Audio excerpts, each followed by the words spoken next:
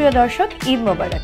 মোহনা টেলিভিশনের ঈদের বিশেষ আয়োজন স্টার ইনসাইটসে আমি রুম্পা ফারজানা আবারও ফিরে এসেছি নতুন এক পর্ব নিয়ে। আর এই পর্বের অতিথি সুরভি ইয়াসমিন। সুরভি ইয়াসমিনকে আমরা নানাভাবেই চিনতে পারি, কিন্তু এই পর্বে তিনি অতিথি হয়ে এসেছেন ট্রাভেলার হিসেবে। আমাদের সাথে আছেন সুরভি ইয়াসমিন। কেমন আছেন আপনি? খুবই ভালো আছি আপু, আপনি কেমন আছেন? আমি ভালো আছি। সুরভি, আমরা কিন্তু কথা বলছি এবং আজকে আমরা খুব গল্প করব ট্রাভেল নিয়ে, এবং আপনি ট্রাভেল ব্লগ করেন, এটা আমরা সবাই জানি। এই ট্রাভেল ব্লগ নিয়ে কাজ করার সূচনাটা যদি আপনি বলতেন। ওটা তো একদমই ছোটোবেলা থেকে, আমার যখন ইউনিভার্সিটি থেকে একদমই শুরু হয়। এটা আমার একটা ক্লাব ছিল, অ্যাডভেঞ্চার ক্লাব। ওখান থেকে আস্তে আস্তে প্রথমে স্যারদের সাথে যাওয়া, তারপরে ফ্রেন্ডদের সাথে যাওয়া, তারপরে এখন হচ্ছে আমি সোলো ট্রাভেল করছি।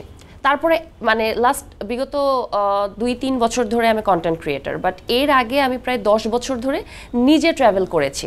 সো ট্রাভেলিংয়ের এক্সপিরিয়েন্সটা নিয়ে যেহেতু আজকে আমি শোতে এসেছি, অবশ্যই কন্টেন্ট ক্রিয়েটার হিসেবে এসেছি, তো সেটাই বলছি যে 10 বছরের মধ্যে আমি 7 বছর আগে আমার এক্সপিরিয়েন্স, তারপরে হচ্ছে কি আমি কন্টেন্ট ক্রিয়েশনে এসেছি। মানে হচ্ছে প্রথমটা ছিল শখে, প্যাশন, এখন এটা হচ্ছে আপনার প্রফেশন। দারুণ জার্নিটা আমরা কিছুটা হলেও সবার সামনে তুলে ধরার চেষ্টা করব। তার আগে জানতে চাই, এই যে ঘোরাঘুরির ব্যাপারটা, আমরা সবাই জানি যে সামাজিকতার দিক থেকেও কিন্তু কিছুটা হলেও বাধা আসে। সেক্ষেত্রে আপনার জীবনে বা আপনি যখন ট্রাভেলটা শুরু করেছিলেন, আপনার বাসা থেকে, আপনার পরিবার থেকে সাপোর্ট ছিল নাকি একটু বাধাও ছিল? একটু বাধা না, পুরোপুরিই বাধা ছিল। এইটা খুবই স্বাভাবিক যে আমরা এমন একটা জায়গাতে বা এমন একটা আমরা কি বলে উপমহাদেশে আছি, যেখানে হচ্ছে গিয়ে আসলে প্রথম কথা মা বাবা তো এমনিতে টেনশন করি আমাদের সেফটি সিকিউরিটিস নিয়ে, তারপরে আবার হচ্ছে মেয়ে, সব কিছু ওভারঅল, তারপরে হচ্ছে পারিপার্শ্বিক সামাজিক সব কিছু একসাথে মিলেমিশে পুরো ব্যাপারটা টেনশন থেকে ওখানে একটা বাধার সৃষ্টি হয়। তো সেখান থেকে বাধা দিবে, খুব স্বাভাবিক। বাট আমি জানি প্রবলেম থাকবে, বাট ওটার সলিউশনও বের করতে হবে। সো ওটার সলিউশন আস্তে আস্তে বের করে এখন পর্যন্ত 10 বছর জার্নি করে আলহামদুলিল্লাহ এই পর্যন্ত এসেছি। দারুণ ব্যাপার। এবং ওই যে একটা কথা থাকে না, যেমন অনেকের জীবনেই আছে যে আসলে বাসা থেকে আমাকে যেতে দিবে না, আমি না বলেই চলে গেলাম, এই বান্ধবীর বাড়ি গেছে কিন্তু চলে গেলাম বান্দরবন। এরকম ঘটনা আপনার জীবনে আছে কিনা? আমরা সেটা দিয়ে আপনার গল্পটা শুরু করতে চাই। আমি আমার আর্লি স্টেজে যতবার বাসায় বলেছি যে আমি ট্যুরে যাব, প্রত্যেকবার সবার আগে না। তো এই নাটা আসলে আমি বুঝতে পারি যে কখনো এটা হ্যাঁ হবে না। সো যেহেতু হ্যাঁ হবে না, তো সেটাকে হ্যাঁ বাড়ানোর জন্য আমি ওই যে একটু মিথ্যা কথা, এই ফ্রেন্ডের বাসায় গিয়ে থাকবো, ওই ফ্রেন্ডের মা অসুস্থ, এই বলে ফ্রেন্ডদের সাথে ট্যুরে যেতাম। ওর মারা ঠিকই জানতো যে আমরা ট্যুরে আছি, বাট আমার বাসায় কেউ জানতো না। তো এইভাবে করে আমার প্রায় 4-5 বছর চললো। তারপরে মনে হলো যে না, এইভাবে তো চলা সম্ভব না। তখন আম্মু বলতো যে আচ্ছা তুমি এখানে গিয়েছো, ওখানে গেছো, কবে গেলে? তুমি তো বাসাতেই থাকো। হ্যাঁ, তো ওই যে ফ্রেন্ডদের বাসার নাম করে যেতাম। তো এখন তো আসলে যেটা হয় যে সোশ্যাল মিডিয়াতে দেখে আম্মু আব্বু এন্টায়ার ফ্যামিলি 14 গোষ্ঠী যারা আছে সবাই দেখে। সো আমি কোথায় যাচ্ছি, এখন দেশের বাইরেও গিয়ে অনেক সময় কাটাচ্ছি, তো এখন তো জানে, এখন কোনো সমস্যা নেই। বাট প্রথমটা শুরু হয়েছিল সেই মিথ্যা কথা থেকে।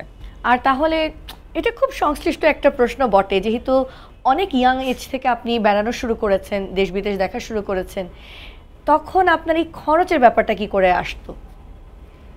প্রথম হচ্ছে আমি খরচটা একদমই আমি পেইন্টিং থেকে শুরু করেছিলাম। প্রথমে পেইন্টিং করতাম, তো ওইটা সেল করতাম, কাস্টমাইজড পেইন্টিং করতাম। এমনভাবে পেইন্টিং করতাম যে যে জিনিসটাতেই পেইন্টিং করতে চায় আমি সেটাই পেইন্টিং করে তাদের কাছে সেল করছি। লাইক ফোনের ব্যাক কভার, সানগ্লাসেস, তারপরে হচ্ছে শুজ, জ্যাকেট, সব কিছুতেই পেইন্টিং করতাম। সো ওইটার জন্য একটা ভালো একটা প্রফিট আমার আসতো, সেটা দিয়ে আমি ট্রাভেল করতাম। বাট এন্টায়ার লাইফে আমি কখনো বাসা থেকে, আমার এ পর্যন্ত আমার মনে হয় 10 বছরে আমি মনে হয় 400-500 ট্যুরে গিয়েছি, কখনো বাসা থেকে টাকা নেইনি। বাট একবার হচ্ছে আমি বাসা থেকে টাকা মেরে দিয়েছিলাম। এই গল্পটা শুনতে হবে। আমি ইউনিভার্সিটির আমার ফিজ দিয়েছিল, তো তখন হচ্ছে গিয়ে আমার মা প্রত্যেকবার ইউনিভার্সিটির ফিজ আমার মা জমা দিতে যেতেন। তো আমার আম্মু হচ্ছে খুবই স্মার্ট মহিলা, মানে সে কখনোই বাচ্চাদেরকে দিয়ে কোনো ফাইন্যান্সিয়াল কোনো কিছু ডিল করাতো না। তো আমি তো আম্মুর ভয়ে সবসময় থাকতাম, এমন ভয়ে থাকতাম, আমি জানি আমার মায়ের থেকে বেশি স্মার্ট আমি না। বাট তারপরেও আম্মুকে বললাম তুমি সোফাতে বসো, এই করে হচ্ছে গিয়ে আমি রিসিটটাকে একটা ডুপ্লিকেট রিসিট করে ওইটাকে ওই 13,000 টাকা নিজের পকেটে ঢুকায়ে বাকি টাকাটা দিয়ে তারপরে হচ্ছে ওটা মেরেছিলাম, বিকজ একটা ইন্টারন্যাশনাল ট্যুরে যাব, ওখানে যেতে আমার মোটামুটি খরচ হবে 40 থেকে 50,000 টাকা। বাকি টাকাটা আমি ম্যানেজ করেছি, বাট মোটামুটি 12-13,000 টাকার মতো মেরে দিয়েছি। ওইটার পর আমার এতটা রিগ্রেট ফিল হয়েছে, আমার কাছে মনে হচ্ছিল যে এন্টার লাইফে আমি যদি কখনো মানে মানে এই ট্যুরটা থেকে যদি আসি, এরপরে আমি আমার এন্টার লাইফে এইটার ভর্তুকি দেওয়ার জন্য আমার মা আমার কাছে যা চায় আমি সব কিছু দিব, এবং আমার মাকে আমি অনেক কিছু দিতে চাই। তো আলহামদুলিল্লাহ এইবার কিছু দেওয়া হয়েছে কিনা? হ্যাঁ, এইবার এই ঈদে এই যে এই ট্রাভেল করতে করতেই আমি এইবার ঈদে আমার উপার্জনের টাকা দিয়ে মাকে গোল্ড গিফট করেছি। দারুণ ব্যাপার সুরভি, মজার একটি ঘটনা আমরা শুনলাম। আমরা একটু ট্রাভেলে ফেরত আসি। আপনি দীর্ঘদিন ধরে ট্রাভেল করছেন, সেই ট্রাভেলের ক্ষেত্রে আপনি যতটুকু আমরা দেখেছি আপনার ব্লগে, আপনি একাই ট্রাভেল করেন বেশিরভাগ সময়, এবং গ্রুপে অবশ্যই ট্রাভেল করেন, এবং দেশে বিদেশে সব জায়গাতে। সেফটি সিকিউরিটি নিয়ে আপনি যখন একা ভ্রমণ করতে যান বা দলগতভাবেই গেলেন, সেক্ষেত্রে কোনো সময় কোনো থ্রেটের মুখোমুখি হয়েছেন কিনা বা কোনো কিছু ফিল করেছেন কিনা? বাংলাদেশে এখন পর্যন্ত আমি সেভাবে করিনি, কারণ আমার প্রত্যেকটা ট্যুরের পেছনে আসলে অনেক রিসার্চ থাকে, অনেক প্ল্যান থাকে। বাট দেশের বাইরে আমি 1-2বার হয়েছিলাম, সেটা হচ্ছে ফিলিপিন্সে যখন একা ছিলাম তখন আমি যখন ওরা বুঝতে পেরেছে, যেটা বুঝলাম যে ফিলিপিন্সের ম্যানিলাটা অনেকটা বাংলাদেশের ঢাকার মতোই, একটু অগোছালো, একটু মানুষজন বেশি। তো ওখানকার মানুষজন হচ্ছে লাইক, ওখানে যাওয়ার পর আমার মনে হয়েছে আমি সেকেন্ড একটা ঢাকাতে আছি। তো ওখানে হচ্ছে আমাকে যখন আমি একা ট্যাক্সিতে উঠেছি তখন লোকটা আমাকে বারবার জিজ্ঞেস করছিল, are you alone, are you single, do you have any friend? So আমাকে অনেক কোয়েশ্চেন করতে করতে তখন আমি একটা সময় গিয়ে উত্তর দেওয়া অফ করে দিলাম, এবং সে যখন গাড়ি থেকে নামলাম সে আমাকে এমন একটা জিনিস, একটা কথা বলে বসলো, আমি খুবই অবাক। বাট যেহেতু সোলো ট্রাভেল করি সেই গাটসটা নিয়েই থাকতে হয় সবসময়। বাট আমিও ওনাকে যে আনসারটা দিলাম, এরপরে আসলে উনি কোনো কথা না বলে জাস্ট গাড়ি দিয়ে চলে গেছে, আর একটা কথাও বলেনি। বিকজ সোলো ট্রাভেল করতে হলে আপনার এই গাটসটা থাকতেই হবে, সেটা শুধু আমার না, যে কেউই করুক না কেন, হোক সেটা ছেলে হোক সেটা মেয়ে। সো এরকম 1-2বার অবশ্যই স্ক্যাম হয়েছে, সেটা আমি বুঝতেও পেরেছি, এবং সাথে সাথে সেটাকে আমি বলেছি যে আপনি আমাকে স্ক্যাম করেছেন, এতটুকু সেন্স মানে আছে। এবং এগুলো বাংলাদেশে এখন পর্যন্ত আমি ফেস করিনি, বাট এটা দেশের বাইরে আমি করেছি। মানে ব্যাপারটা হচ্ছে এরকম যে যারা ট্রাভেল করতে যায়, আমরা যখন ব্লগটা দেখি আমরা তো আসলে খুব সুন্দর এডিট করা একটা ভিডিও দেখি, তার পেছনে কিন্তু অনেক গল্প থাকে, তাই না? তো এরকম একটা তো আমরা শুনলাম ম্যানিলার গল্প, এছাড়া কি এরকম কোনো গল্প আছে যেটা আমাদেরকে মজাও দিতে পারে? এটা তো আমরা শুনলাম স্ক্যামের গল্প। আমার অনেক অনেক মজার গল্প আছে। লাইক আমি অনেক পজিটিভ একটা মানুষ, পজিটিভ জিনিসটাকে আমি অনেক বেশি হোল্ড করার চেষ্টা করি। যেমন লাস্ট টাইম শ্রীলঙ্কাতে গিয়েছি, I fail in love with Sri Lanka. শ্রীলঙ্কার মানুষগুলো ভীষণ ভালো, এবং দেশটা এত সুন্দর, মানে একটা দেউলিয়া দেশ এত সুন্দর হতে পারে, এদের দেশটাকে দেখলে মনে হয় যে হাতে সাজানো কোনো একটা বাগান, এত সুন্দর করে ওনারা সাজিয়ে রেখেছে। আমি খুবই মানে স্ট্রং একটা মানুষ, লাইক কখনো মানে আই ডোন্ট ক্রাই। বাট সেখানে আমি আর আমার ফ্রেন্ড ছিলাম, একটা আমাদের টুকটুক ড্রাইভার ছিল যাকে আমরা ভাইয়া, মানে ওনাদের দেশে আইয়া বলে। তো ওনার জন্য উনি আমাদের সাথে দুই দিন ড্রাইভ করেছিল, 2 দিন ড্রাইভ করে আমাদেরকে 2টা জায়গাতে নিয়ে গিয়েছিল। 2 দিন না, মিলে 3 দিন। সো একদিন নেওয়ার কথা ছিল, ওনাকে সেটা ড্রাইভ করে আমরা 3 দিন করেছি, এবং লাস্ট দিন আমি অ্যান্ড আমার ফ্রেন্ড 2 দিন ওনার মানে দুইজনেই ওনার জন্য এত কান্না করেছি, বিকজ মানুষটাই এরকম, হি মেড আস ইমোশনাল। ওনার ফ্যামিলির সাথে আমাদেরকে মিট করিয়েছে, and we felt with him so safe. হ্যাঁ, সো এরকম ছোট ছোট অনেক গল্প আছে যে খুবই অল্প সময়ের পরিচয়ে গিয়ে আমরা অনেক বেশি ইমোশনাল হয়ে গিয়েছি, এবং বন্ডিংটা অনেক বেশি ফিল করা যায়। এরকম কোনো গল্প কি বাংলাদেশের ট্রাভেলের ক্ষেত্রে আছে কিনা? বাংলাদেশের ট্রাভেলের ক্ষেত্রে অবশ্যই আছে। যেমন আমি হচ্ছে কন্টেন্ট ক্রিয়েটর হওয়ার পর সবসময় তো সোলো ট্রাভেলই করি, গ্রুপে খুবই কম করা হয়, কারণ বন্ধুবান্ধব সবাই ব্যস্ত। তো হঠাৎ করে আমি একটা গ্রুপে ট্যুরে গেলাম, কাউকে চিনি না। ওই ট্যুরটাতে গেলাম হচ্ছে গিয়ে আমরা নাফাখুমে যাওয়ার পর আমি কাউকে চিনি না, ওখান থেকে বের হয়ে গেল কয়েকজন আমার ফলোয়ার্স, এবং যারা আমাকে আগে চিনতও না তারা আমাকে, আমি জানি না, আমাকে এত কাছের করে নিল, এত আপন করে নিল। একসাথে 3 দিন থাকার পর I felt like that is my another family. And প্রত্যেকটা মানুষের বিহেভিয়ার এত বেশি ভালো ছিল, কেউ কাউকে চিনি না, সবাই একসাথে ঢালাও বিছানাতে ঘুমাচ্ছি নাফাকুমে গিয়ে, সবাই একসাথে গোসল করতে যাচ্ছি, ঝাপাঝাপি করছি, লাফালাফি করছি।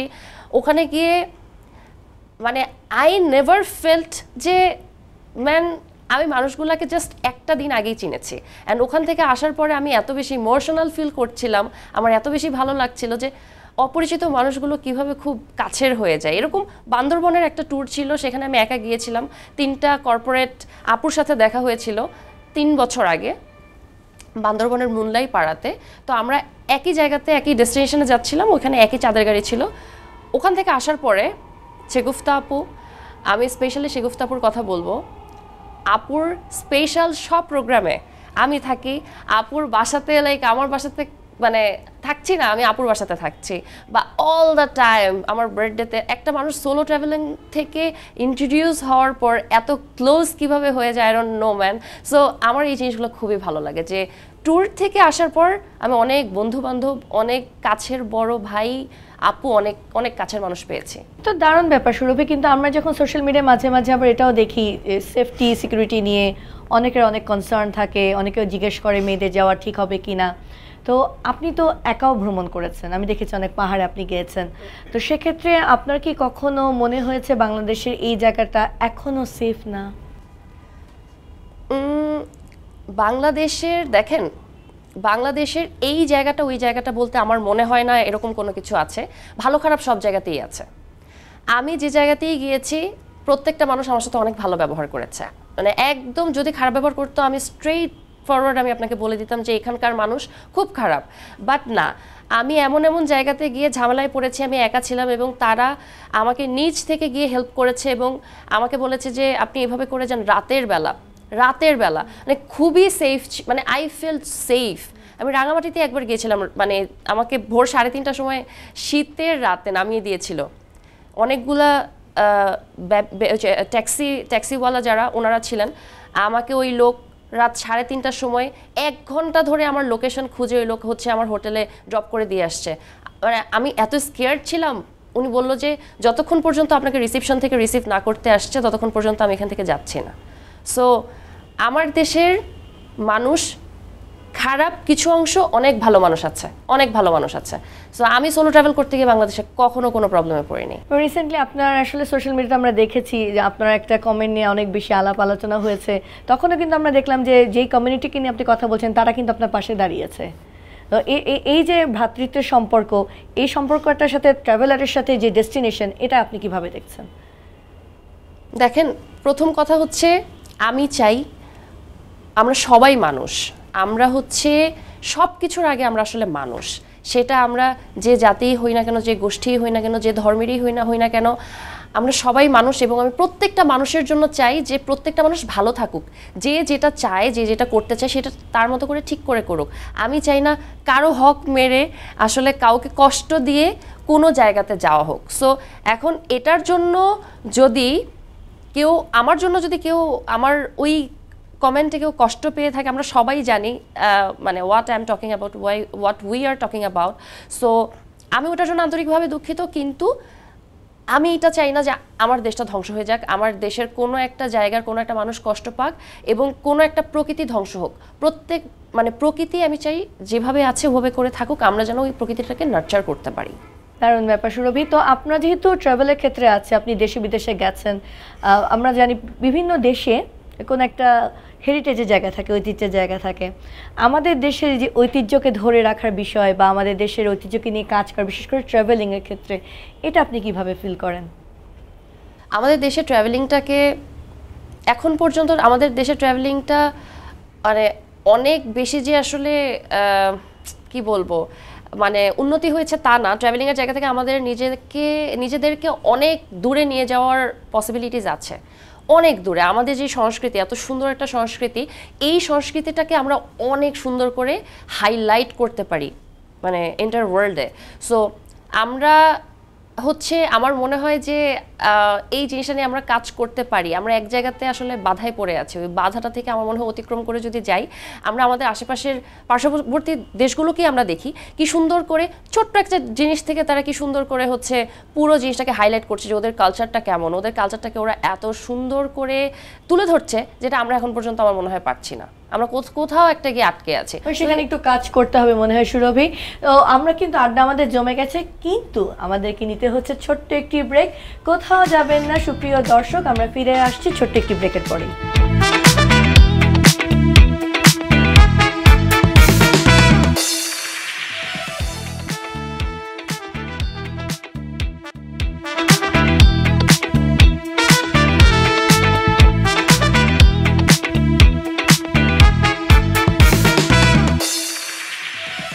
বিরতির পর আমরা আবার ফিরে এলাম স্টার ইনসাইটসে, এবং এই পর্বের অতিথি সুরভি ইয়াসমিনের সাথে। সুরভি, আমরা কিন্তু এখন চলে যাব ঈদ, ট্রাভেল এবং ফুডের কাছে, কারণ ঈদ নিয়ে যেহেতু আমাদের আজকের এই আয়োজন। আপনার ঈদ কেমন গেল সেটা বলেন।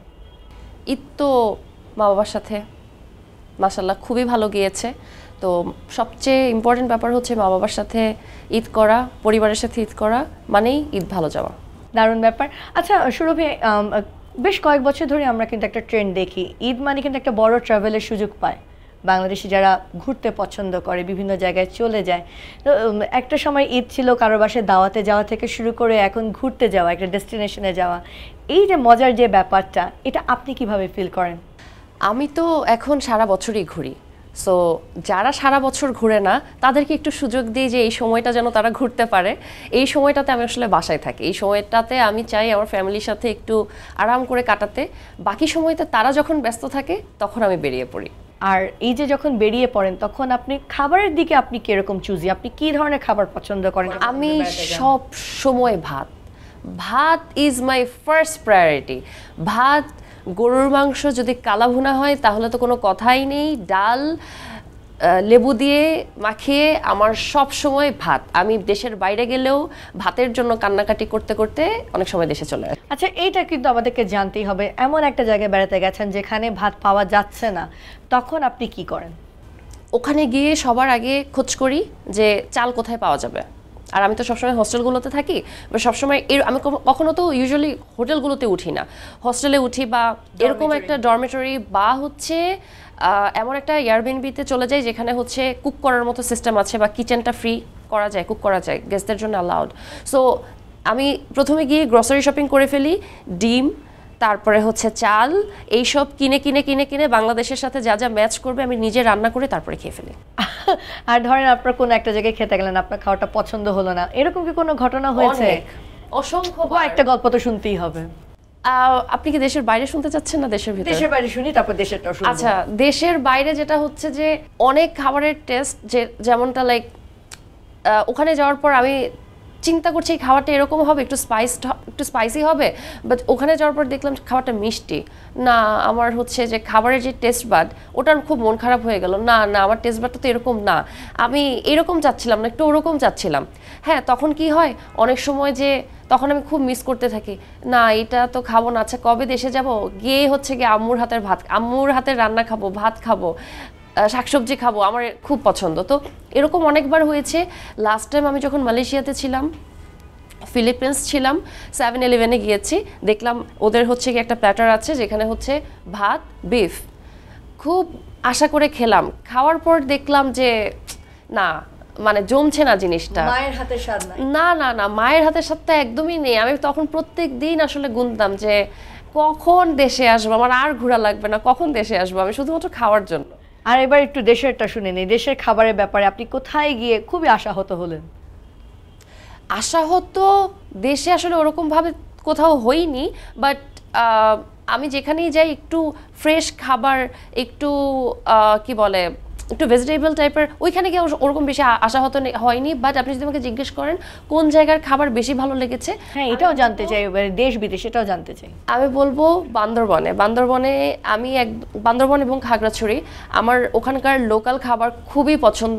আমি ওখানে গেলেই ভাত দিয়ে ঘপ ঘপ করে ওদের যত ধরনের পাহাড়ি রান্না আছে সবগুলো দিয়ে আমি খাই এবং আমার কাছে ভীষণ ভালো লাগে। ওরা হচ্ছে গিয়ে বাঁশ দিয়ে কচি বাঁশ দিয়ে একটা ঝোল রান্না করে, ওরা কয়েক ধরনের ভর্তা করে, ওরা হচ্ছে গিয়ে ওদের প্রবারণা উৎসবে এক ধরনের সবজি রান্না করে, অনেক রকমের সবজি দিয়ে পাঁচমিশালি একটা সবজি রান্না করে, ভীষণ মজা। মানে আপনি যদি কখনো ওদের উৎসবগুলোতে যান তাহলে বুঝতে পারবেন। তাহলে তো এটাও কিন্তু একটা ট্রাভেলের একটা গল্প হতে পারে, মানে কমিউনিটি ট্যুরিজম যেটাকে আমরা বলি, এরকমও তো কিছু একটা হতে পারে সুরভি, নাকি? অবভিয়াসলি, মানে আমাদের ধরেন চিটাগাংয়ের এক ধরনের গরু মাংস রান্না হয়, খুলনার এক ধরনের রান্না হয়, তো ওখানকারও গিয়ে দেখবেন কি ওরা আবার ডিফারেন্টলি জিনিসটা করে, ওরা আবার এমনভাবে করে ওদের টেস্ট আবার পুরোটা ডিফারেন্ট, কিন্তু খেতে ভালো লাগে, মানে খুবই ভালো লাগে, খুবই ভালো লাগে। এবার বেশ আপনার খাবারটা শুনি, কোথায় গিয়ে আপনার খেয়ে খুব মজা লাগলো? আমার দেশ ছাড়া আসলে কোথাও গিয়ে আমার ভাত ছাড়া আমার কিছুই ভালো লাগে না। আপনি বলতে পারেন যে আমি হচ্ছে গিয়ে এই ব্যাপারে খাঁটি বাংলা ভাষায় খ্যাত, বলতেই পারেন আমাকে, I don't have any problem, but I love ভাত। কিন্তু ভাত নিয়ে কিন্তু আপনার কোনো কন্টেন্ট দেখিনি। এবার আমরা আপনার কন্টেন্টের গল্পে চলে আসি। আপনি কিন্তু একটা স্টেবল চাকরি ছেড়ে, যেটাকে আমরা বলি স্টেবল চাকরি, এরকম একটি প্রফেশন ছেড়ে আপনি কিন্তু ট্রাভেলে, কন্টেন্ট ক্রিয়েশনে আপনি মনোযোগ দিয়েছেন। এই যে জার্নিটা কন্টেন্ট ক্রিয়েশনে, এটা তরুণদের জন্য কতটুকু মানে পজিটিভ বলে আপনি মনে করছেন? আমার মনে হয় কি, আপনি এই প্রশ্নটা না করে আমাকে, আপনি আমার কমেন্ট সেকশনে যাবেন, যাওয়ার পর দেখবেন যে হাজার হাজার মানুষ এসে আমাকে লিখে যাচ্ছে যে আমার থেকে আসলে তারা কিভাবে ইন্সপায়ার্ড হয়। সো এটার মানে সবচেয়ে আগে আমি যখনই রাস্তায় কোনো মানুষ আমাকে দেখে বলে এই তুমি সুরভি না, আমি তোমার কন্টেন্ট দেখি, সো ইন্সপায়ারিং, ওই মোমেন্টটাতে আই ফিল লাইক যে মানুষ আসলে আমার থেকে মোটিভেটেড হচ্ছে। তার মানে তো সুরভি ইয়াসমিন পুরোপুরি ভেতো বাঙালি, আমরা যে একটা টার্ম ইউজ করে থাকি বা জেনে থাকি, তাহলে ভাত নিয়ে কিন্তু কোনো কন্টেন্ট আমরা দেখিনি সুরভির। কারণ ভাত খাওয়ার সময় আমি এতটাই মনোযোগ দিয়ে ভাত খাই যে ওইটাতে আসলে কন্টেন্টে সেই সময় দেওয়ার মতো সময়টা আমার নেই। আমি ভাত খাওয়ার সময় শুধুমাত্র আমার অ্যাটেনশন থাকে, মানে আগে আমি খেয়ে নিই, তারপর বাকি আগে খাওয়া আমি সব কুইজিন ট্রাই করে ফেলেছি সব, বাট ভাত ছাড়া চলবে না। দারুণ ব্যাপার। এটা কিন্তু দেখে আমার মনে হচ্ছে আজকের এই আলাপটা যখন আমাদের দর্শকরা দেখবে তখন ভাত খাওয়ার প্রতি তারা আরও বেশি মোটিভেটেড হবে। এবং আমরা যখন কথা বলছিলাম, আপনি কিন্তু বলছিলেন যে আপনার ভিডিও দেখে মানুষ কিভাবে মোটিভেটেড হয়, আপনি নিজে এটা ফিল করেছেন। তো আমার প্রশ্নটা হচ্ছে, আপনি তো একটা স্টেবল চাকরি, মানে আমরা যেটা বলে থাকি চাকরি মানে একটা স্টেবল লাইফ, সেখান থেকে আপনি কন্টেন্ট ক্রিয়েশনে এসেছেন, এবং আপনাকে দেখে তরুণরা কিভাবে মোটিভেটেড হতে পারে বলে আপনি মনে করেন, বা তরুণদের জন্য এই কন্টেন্ট ক্রিয়েশনটা কতটুকু পজিটিভ বলে আপনি মনে করেন? আচ্ছা, ফার্স্ট অফ অল এই কোয়েশ্চেনটা যে আপু করলেন, আপনি যদি আমার কমেন্ট বক্সে গিয়ে একটু দেখেন যে মানুষ কি পরিমাণ এসে লিখে যে আপু তোমার মতো ঘুরতে চাই, শুধু মেয়েরা না ছেলেরাও। আপনি যদি আমার ইমেল বক্স অ্যান্ড আপনি যদি আমার কমেন্ট বক্স দেখেন, তারপরে পেজের ইনবক্স দেখেন, হাজার হাজার ছেলেরা, এবং মানে আমি শত শত বলবো না, হাজার হাজার বলবো, আপু আপনার সাথে ট্যুরে যেতে চাই, আপু নেক্সট ট্যুরে প্লিজ আমাকে নিয়ে যাবেন। তো এই যে ব্যাপারটা, এই যে মানুষের মধ্যে একটা ব্যাপার আমি নিয়ে আসতে পেরেছি যে ঘুরতে গেলে ভালো লাগবে, একটু ঘুরতে যেতে চাই। হ্যাঁ, একটা ছোট বাচ্চাও কিন্তু দেখবেন কি কোলে থেকে সারাদিন বলে কি একটু বাইরে যাব, ঠিক আছে? সো এটা হচ্ছে একটা ব্যাপার। সো এই জিনিসটাই হচ্ছে আমি মানুষকে কোনো জায়গায় গিয়ে দেখাচ্ছি কিভাবে খুব কম খরচে আপনি ওই জায়গাটাতে ইজিলি আপনি ওই অ্যাক্সেস করতে পারবেন, যেতে পারবেন। সো এটা হচ্ছে আমার মেন মডিউল, যে একটা স্টুডেন্টও যেন আমার এই ব্লগটা দেখে ঘুরতে যেতে পারে, তারা যেন আমার থেকে ইন্সপায়ার হয়। আমি আমার মালয়েশিয়া, সিঙ্গাপুর, ফিলিপিন্স এই ট্যুর থেকে আসার পর আমি মিনিমাম 15 থেকে 20 জনকে চিনি। আমার এই রুট প্ল্যানে ওরা সেমভাবে ওরা 3টা দেশ ঘুরে এসেছে। মোটামুটি সাশ্রয়ী ছিল, বেশ সাশ্রয়ী ছিল, বিকজ হচ্ছে কস্ট এফেক্টিভ না হলে আসলে তখন আমি জব ছাড়িনি, তো এত লিমিটেশনসের মধ্যে তখন আমি গিয়েছি, এবং প্রত্যেকটা জায়গাতে ধরে ধরে আমি খরচ করেছি, কোনো একটা জায়গাতে আমি কোনো এক্সট্রা খরচ করিনি, এবং এমনভাবে আমি কস্ট কাটিং করেছি সো দ্যাট এই জায়গাতে ইজিলি যে কেউ ট্রাভেল করতে পারবে। সুরভি, সাশ্রয়ী বিষয়টা তো আমরা সবাই বুঝতে পারলাম, কিন্তু ঘোরাঘুরির ক্ষেত্রে টাকা তো লাগবেই। সেক্ষেত্রে কন্টেন্ট ক্রিয়েশনে আপনার উপার্জন কীরকম হয়, বা কোনো তরুণ যদি কন্টেন্ট নিয়ে কাজ করতে চায় তারা কী ধরনের উপার্জন করতে পারে, আর এটা কবে থেকে শুরু হয়?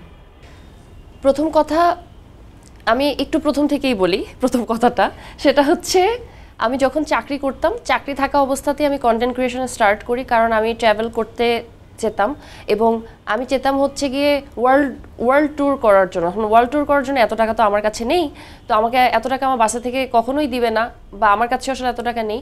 তো ওখান থেকে বুদ্ধি বের করলাম যে আমি কন্টেন্ট ক্রিয়েশন করব, এবং কন্টেন্ট ক্রিয়েশনে যখন আমার কিছুটা ফলোয়ার্স হয়ে যাবে তখন আমি স্পন্সর নেওয়া স্টার্ট করব। এবং স্পন্সর নিতে নিতে নিতে নিতে 3 বছরে এমন একটা জায়গাতে চলে এসেছে, 3 বছরে আমি বাংলাদেশের এবং ইন্টারন্যাশনালি 50টা ব্র্যান্ডের সাথে কাজ করেছি, এবং যেখান থেকে আলহামদুলিল্লাহ আমার বেশ একটা ভালো রেসপন্স পাওয়ার পরে ওখান থেকে আমার বেশ অনেকখানি যে টাকাটা এসছে সেটা দিয়ে এখন আমি ইজিলি, আপনি যদি আমাকে বলেন, আমি ইউরোপ ট্রাভেল করতে পারবো।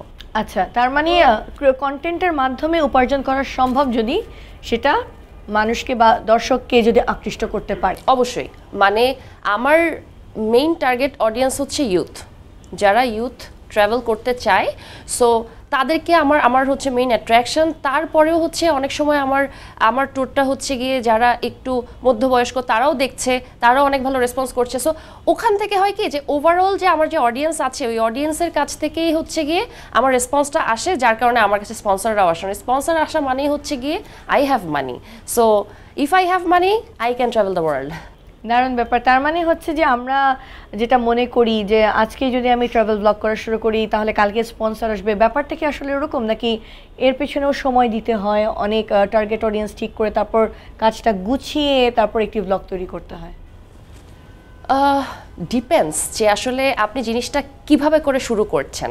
আপনি এরকমও হতে পারে যে, যেমন আমার প্রথম স্পন্সর এসেছিল আমার কন্টেন্ট স্টার্ট করার ঠিক 6 মাস। প্রথম স্পন্সর বলবো না, প্রথম স্পন্সরকে আমি নিজে গিয়ে অ্যাপ্রোচ করেছিলাম।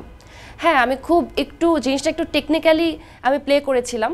আমি কন্টেন্ট বানানোর আগেই হচ্ছে গিয়ে একজনকে গিয়ে অ্যাপ্রোচ করলাম যে আমি কন্টেন্ট বানাবো। আমার তখন মাত্র 900 ফলোয়ার্স। ওরা আমার যে উদ্যম ছিল সেই উদ্যম দেখেই আমাকে হচ্ছে গিয়ে আমার সাথে কাজ করেছিল, এবং 6 মাস পরে বাংলাদেশের একটা টেলকো ব্র্যান্ড আমাকে অফার করলো ওদের 3টা ব্লগ লাগবে, ওরা আমার সাথেই করতে চায়, আমি বিভিন্ন জায়গায় ঘুরে ঘুরে হচ্ছে গিয়ে ব্লগগুলো বানাবো।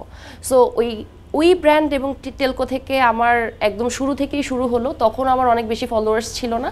ডাজন্ট ম্যাটার কত ফলোয়ার্স আছে, ডাজ ম্যাটার যে আপনি মানুষটা আসলে মানুষকে কতটা মানে অ্যাট্রাক্টেড করতে পারছেন। যদি আপনি অ্যাট্রাক্টেড করতে পারেন, ফলোয়ার্স ডাজন্ট ম্যাটার, চলে আসবে, ব্র্যান্ডস আপনার সাথে এমনিই থাকবে। মানে পিচ করারও একটা ব্যাপার আছে। তার মানে আজকের এই আলোচনা থেকে কিন্তু, আড্ডা থেকে আমি বলবো, আলোচনা না আড্ডা থেকে দর্শকরা কিন্তু এটাও জানতে পারলো যে সব কিছু আসলে একটার সাথে একটা সম্পর্কযুক্ত। একদম ফলোয়ার না থাকলেও হবে যদি আপনার সেরকম অ্যাপ্রোচটা থাকে, কিন্তু ফলোয়ার কিন্তু খুবই গুরুত্বপূর্ণ। সেক্ষেত্রে ফলোয়ারের কাছ থেকে আপনি কখনো এমন কোনো ভালোবাসা বা থ্রেট কোনোটা পেয়েছেন কি? অনেক ভালোবাসা বেশি পেয়েছি, একদম 98% ভালোবাসা। আমাকে তো বিয়ের প্রপোজালও দিয়েছে, আমাকে বিয়ের প্রপোজাল দিয়েছে, আপনার সাথে প্রেম করতে চাই, আপনি আপু, আপনার প্রেমে পড়েছি। প্রথমে আপু দিয়ে শুরু করবে, তারপর আপনার প্রেমে পড়েছি। আশ্চর্যজনক একটা মানে অদ্ভুত একটা ব্যাপার। তো অনেক পেয়েছি হেট কমেন্ট, যা আমি দেখলাম, আমি এগুলো নিয়ে আবার একটু রিসার্চ করি, যারা আমাকে হেট কমেন্ট করে তারা আসলে আমার রিয়েল অডিয়েন্স না, তারা আমাকে রেগুলার ফলো করে না, বা যদিও করে তাদের মধ্যে থেকে একটা হিংস্রতা যে ও করতে পারছে আমি তো করতে পারছি না, সেই থেকে হচ্ছে বাজে কমেন্ট, হতাশা থেকে। আমি তাদের প্রোফাইল রিসার্চ করেছি। আপনি বলবেন যে কেন, আপনার এত সময় কোথায়? এগুলো আমার বের করতে হবে, বিকজ কারা আমাকে হেট কমেন্ট করছে, আমি তো এরকম কোনো কিছু করছি না যেখানে হেট কমেন্ট করো। তাদের প্রোফাইলে গিয়ে দেখলাম লেখা হচ্ছে গিয়ে কন্টেন্ট ক্রিয়েটর ট্রাভেলার, বাট তাদের প্রোফাইলে গিয়ে কোনো কন্টেন্ট নাই প্রপারলি। ওরা ভাবছে যে কেন ভিউজ হচ্ছে না। ভাই, ভিউজ হতে হলে, ভালো কন্টেন্ট পেতে হলে, ভালো স্পন্সর হতে হলে আপনার অবশ্যই একটা কোয়ালিটি লাগবে। কোয়ালিটি যদি না হয় আপনি তো কখনোই করতে পারবেন না সেই জিনিস। আমার সাথে শুধু এই জিনিসটা নিয়ে হিংসা করে তো কোনো লাভ নেই, আমাকে হেট কমেন্ট করে তো কোনো লাভ নেই। দারুণ ব্যাপার, আপনার সাথে গল্প করতে সুরভি অনেক মজা লাগছে, কিন্তু আজকের আড্ডার সময় প্রায় শেষ, আমাদেরকে এখনই বিদায় নিতে হবে। সুপ্রিয় দর্শক, আপনাদেরকে আরেকবার ঈদ মোবারক জানিয়ে এই পর্ব থেকে বিদায় নিচ্ছি আমি রুম্পা ফারজানা। আগামীকালকে একই সময় আমরা ফিরে আসছি একই রকম একটি পর্ব নিয়ে, যেখানে উপস্থিত থাকবেন নতুন কোনো অতিথি। ততক্ষণ পর্যন্ত মোহনা টিভির সাথেই থাকুন।